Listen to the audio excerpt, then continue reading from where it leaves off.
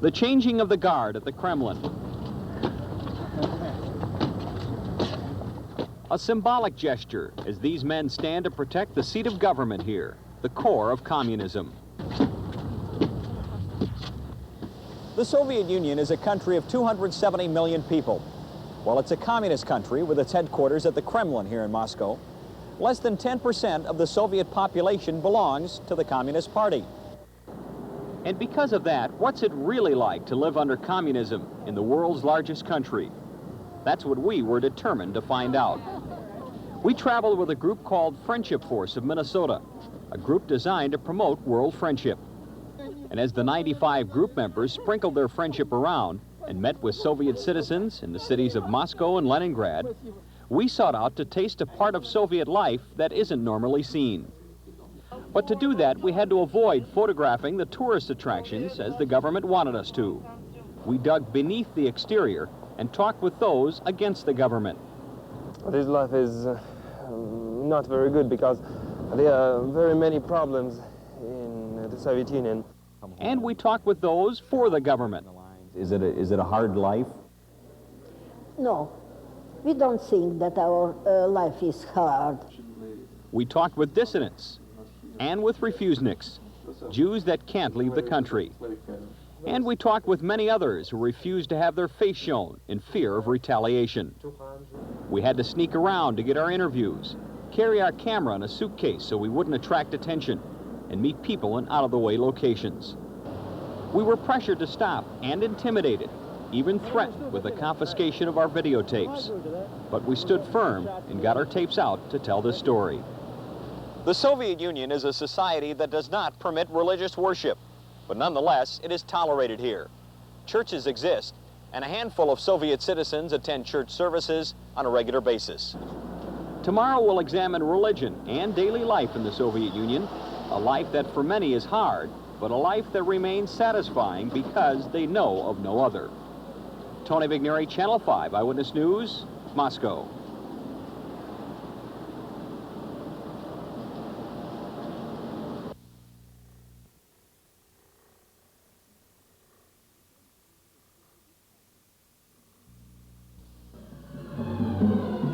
The Soviet Union is filled with culture.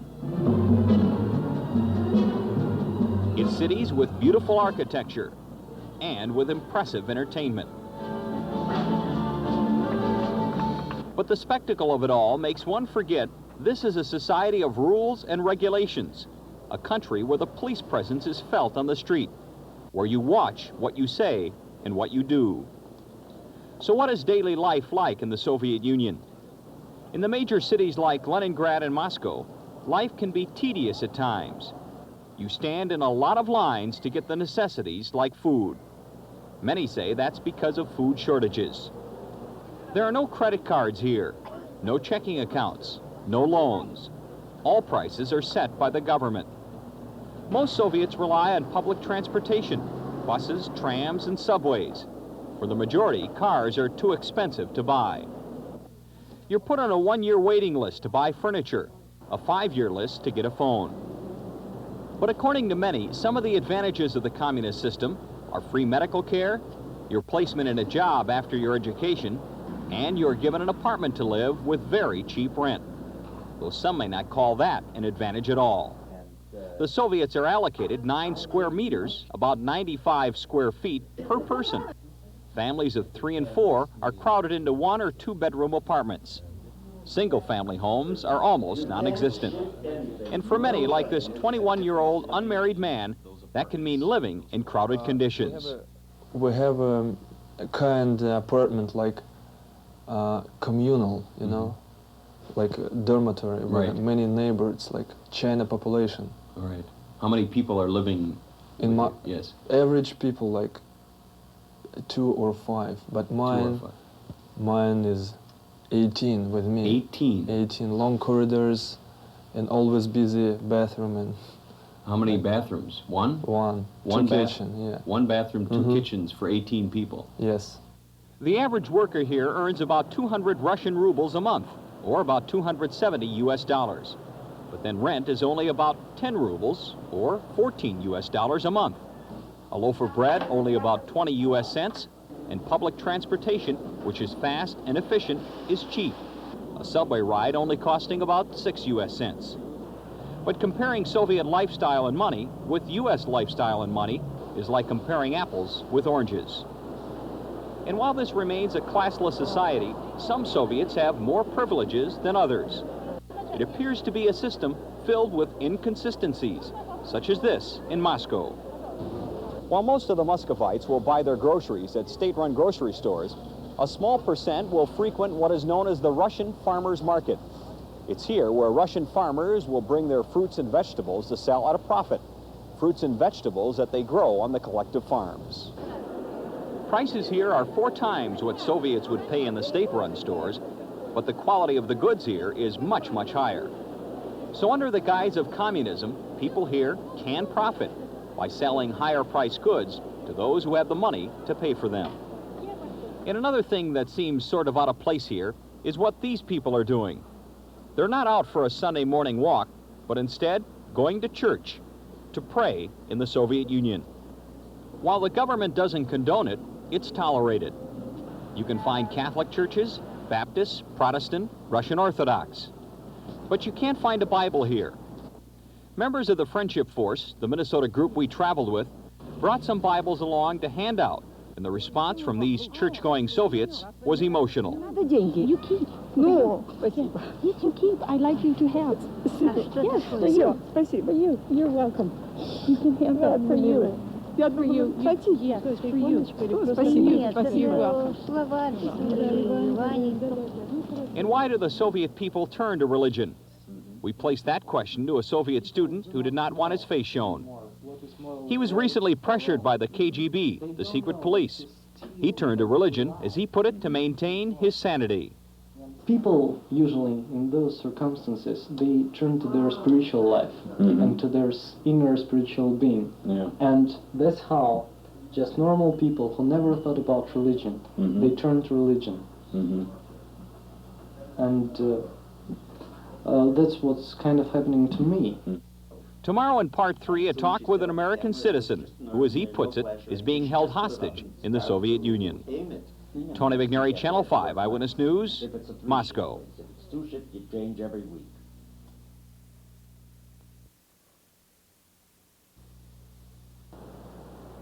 It may be one thing to be a disillusioned Soviet citizen trying to leave the U.S.S.R., but imagine being an American living here, an American citizen with your roots in democracy. You can't leave. You're caught in a Soviet trap. Your life can be traumatic. For an American, it would be terribly hard, of course, but the Russian people are used to it. They were born to it, and they were brought up that way. That's their life. Of course, for an American wouldn't stand for it for 10 minutes. This is 71-year-old Abe Stoller, an American citizen tangled in a Soviet web. Along with Bonnie Barlin of the Minnesota Friendship Force, we spent an evening in Moscow with Stoller and his wife, Gita. Stoller is Jewish. He was born in Chicago. In 1930, at age 19, he left the U.S. with his family after his father was offered a job in Moscow. Back then, the advantages of being an American in the U.S.S.R. were many. You were treated special. But over the years, all that has changed drastically. Now it's not too good to be an American here, but on top of that, to also be Jewish is twice as bad. In 1974, he gave up trying to live here and decided he wanted to leave. He applied for a visa. I wanted to go back to my old life, to what seemed normal to me. Life was terribly abnormal for me all the time here, and I wanted to live normally again the last few years of my life. Stoller and his wife got the visas. Although he has relatives in Chicago and Denver, they decided to immigrate to Gita's native land, Israel. They packed to leave, but then... We got permission to leave, the family, and then at the plane they turned us back and they said we couldn't go because they said my wife had been doing secret work. Secret work, he says, is a line the government uses when they don't want you to leave the country, whatever the reason. Now, because he is asked to leave, the Soviets don't recognize him as having a place of residence in Moscow, or even existing in the Soviet Union. And the Soviets don't acknowledge his American citizenship or his American passport. All roads are blocked. We can't go anywhere. Well, not go anywhere, but we can't leave the city because we don't exist. We can't get a job because you can't get a job unless you have a permanent place of residence, and we can't prove that we have a permanent place of residence. We're not registered here. We're Americans. We have American passports. We're recognized by the United States as American citizens, and the Soviets refused to recognize us. So they let us hang in the air between heaven and earth, in limbo. But despite that, Stoller continues to make his application to leave. Every 6 months he applies, but is turned down. You can only keep writing and asking and reminding them. That's the only thing we can do to try to get out. Clinging to hope? Well, listen, if there was no hope, we could just lie down and die. That's the only thing we live with, and the only thing we live for, is the hope of getting out. So it's something that's in the back of your mind every day? It's not in the back, it's in the front. It's over me and on me. It's through and through me. Do you feel there are any guarantees in this society? What kind of a guarantee can there be if those who make the laws break them? Abe Stoller believes he's fighting a losing battle in a country that, as he puts it, makes up the rules as it goes along. But he won't give up hope, and he won't give up his fight. As he sees it, he's an American citizen being held hostage in the Soviet Union. Tony Vignieri, Channel 5 Eyewitness News, Moscow.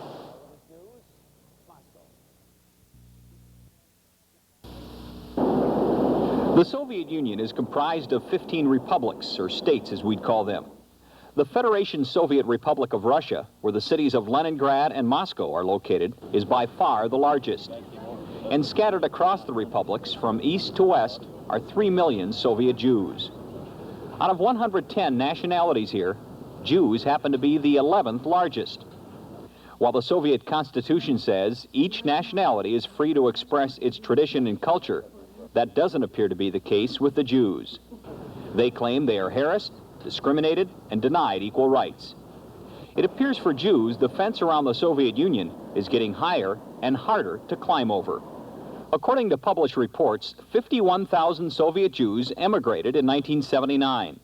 The first 6 months of this year, only 1,500 have been allowed to leave. Many Jews who apply are flatly turned down, such as Abe Stoller, the man we told you about yesterday, who applied in 1974 and is still waiting for permission to leave. The anti-Semitism here has existed for many years, but this year it has gotten to the point where the doors are slamming shut for many Soviet Jews. Thousands are being refused permission to leave. Those who are turned down have taken up the title of refuseniks, short for refused permission to leave. Poor relations with the United States and Israel may be playing a part as to why the door is closing on Soviet Jews. And for those who apply and get turned down, life here can be frustrating and filled with problems. These Jewish refuseniks in Leningrad are such a case in point. They requested their last names not be used. Janya, who has a friend who teaches at McAllister College in St. Paul, applied for a visa last year but was turned down. No reason given.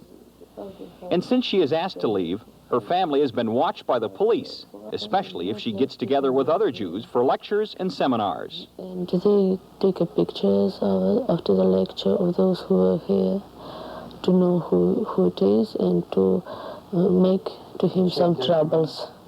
Checked documents. They checked documents and listed everybody. I know strictly that they, KGB service officials, know about every my step.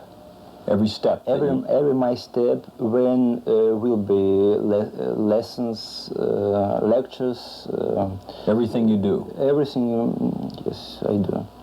Sonia, who has also been refused permission to leave, says she has experienced problems whenever she meets with fellow Jews to study their heritage. As soon as we start something, then the police cars keep coming to the apartments and checks everybody's documents and takes pictures and summons people to police office and well, exerts pressure. You see, everything. They intimidate you? Intimidate, yes, and threaten them with firing. And some people are afraid to lose their jobs. But regardless of those problems, she won't give up hope. There is always hope, you know. You can't give up the hope. Otherwise, it's impossible to live. And even among the refuseniks who are willing to speak, there remains an aura of paranoia about what they do and about what they say, fearful that their every move is being closely watched. But they speak because they have nothing to lose. Tony Vignieri, Channel 5 Eyewitness News, Leningrad.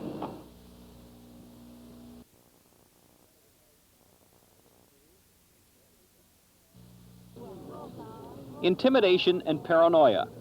As two American journalists working in the Soviet Union and traveling with 95 members of the Minnesota Friendship Force, we felt mild forms of intimidation from the moment we arrived right up until the minute we left.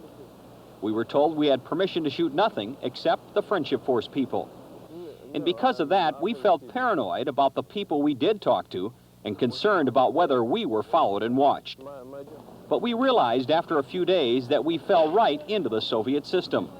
The people we talked to were paranoid themselves about the things around them, about who they talked to, and about what they said. We were told people don't speak out in public. They speak about, but with their friends and between the people, but not with the officials, because it's dangerous. Doesn't work. It's dangerous for the people. And you speak your mind among friends. We change about it. Right. But not, you don't do it in public. No. Only minutes after this interview, Roma was arrested and questioned for almost an hour about what he was doing in a hotel filled with Americans. A footnote here, Soviet citizens are prohibited from entering hotels reserved for foreigners. This Soviet citizen would talk, but did not want his face shown for fear of retaliation. Although he's not sure that his apartment is bugged, or his phone is tapped, or that he is watched, as he puts it, one just doesn't take the chance. Paranoia. I'm not sure, but it happens. But that feeling exists. Yeah, you're right. And what really troubles this father of two is the inability to erase that feeling of paranoia. I want to live in peace. I want them leave me alone. And I want them leave my family alone. But they don't. But they don't. And it makes lots of troubles for all of us, for me, for my family. But not everyone agrees about the level of paranoia. Veronika Dubinskaya is a professor at Lenin State University. There is a feeling among the people that we've talked with, the people on the street, that a lot of times they're being watched, their phone calls are being listened to, the rooms are being bugged. Is that true? No. I am absolutely sure that it is not. We are absolutely sure that this is not true. So it appears among some Soviets, paranoia is an unfounded concern, and among others, a big concern. But it's hard to separate fact from fiction, and to know for sure if the KGB really does follow people around, or if they really do bug apartments and hotel rooms and listen in on phone lines. But when it came to intimidation, there was no mistake. It was there, especially when we went through customs in Leningrad to leave the country. Photographer John Blake, along with Steve Swartz, leader of the Minnesota Friendship Force, were detained for more than an hour and threatened with the confiscation of our videotapes. I must have been very frightened, must have been very anxious, because at the moment when we finally got the problem solved, I remember turning to John and saying, "John, my mouth is very dry. I don't know about you." And of course, that's a classic sign of anxiety, but I really felt like I had to keep my wits about me in order to get the problem resolved. And that was another example of bureaucracy. I felt that they finally resolved the issue of whether to allow you to leave with your videotapes on a bureaucratic basis, that there was no one there to make the decision to confiscate the tapes, and therefore it was easier to allow the tapes to be released. We hope that our experience in the Soviet Union has enabled you to get a better idea of the people, the problems, the life in the U.S.S.R.